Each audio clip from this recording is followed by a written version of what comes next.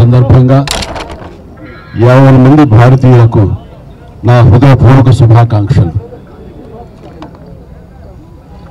మనం ఈ రోజున ఇంత స్వేచ్ఛగా ఉండగలుగుతున్నాము అంటే దానికి కారణం ఎంతోమంది మహానుభావుల యొక్క త్యాగ ఫలితం. ఈ సందర్భంగా ప్రతి ఒక్కళ్ళం వాళ్ళు చేసిన త్యాగాల్ని తలుచుకుంటూ వాళ్ళకి ఘన నివాళి అర్పించడం అనేది మనందరి కనీస బాధ్యత. ఈ సందర్భంగా అలాంటి మహనీయులందరికీ అలాంటి త్యాగధనులకు హృదయపూర్వక నివాళులు అర్పించుకుంటూ ఈ రిపబ్లిక్ డే నా వరకు చాలా ప్రత్యేకత సంతరించుకుంది.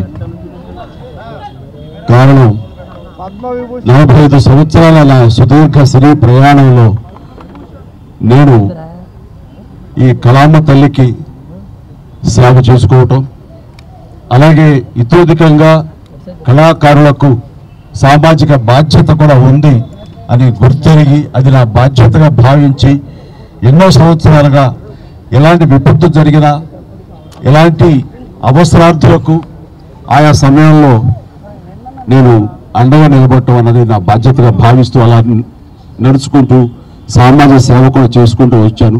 అందులో భాగంగా ఈ రోజున ఈ బ్లడ్ బ్యాంక్ ఇంత ఇదిగా ఈ రోజున ప్రతి ఒక్కరికి ఒక స్ఫూర్తిగా నిలిచి ఎంతోమంది ఈ రోజున రక్త కొరతతోటి ఒక 25 సంవత్సరాల క్రితం ఉన్నటువంటి మన రాష్ట్రం ఈ రోజున రక్తం కొరత వల్ల చనిపోతున్నారు అనే ప్రస్తావన రాలేదంటే ఈ రోజున నేను తీసుకున్నటువంటి నిర్ణయంగా నేను చాలా గర్వపడుతూ ఉంటాను. దానికి ప్రధానమైన కారణం ఎవరిని చూసుకుని అంటే నా అభిమానులను చూసుకుని. నా అభిమానులు లేకపోయి ఉంటే కనుక నేను ఎంతగా నేను స్పందించినా ఎంతగా నేను ఇలాంటి విషయాల్లో ముందంజ వేసినా సరే అది ఇంత సుదీర్ఘంగా ఇంత గొప్పగా ఒక యజ్ఞంలాగా ముందుకు కొనసాగేది కాదు. దీనికి కారణమైనటువంటి నా బ్లడ్ బ్రదర్స్కి బ్లడ్ సిస్టర్స్కి ప్రతి ఒక్కరికి నేను ఎప్పుడూ రుణపడి ఉంటాను.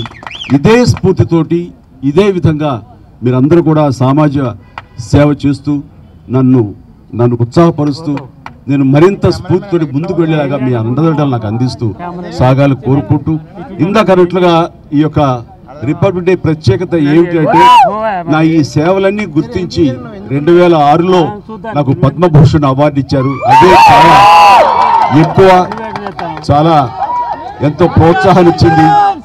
అలాగే ఎదురు చూడని నేను ఊహించినటువంటిది ఈ సంవత్సరం ఈ 2024 రిపబ్లిక్ డే సందర్భంగా నేను నా సేవలను గుర్తించి అది కళాసేవ అయితేనేమి సామాజిక సేవ గుర్తించి పద్మ విభూషణ్ అవార్డు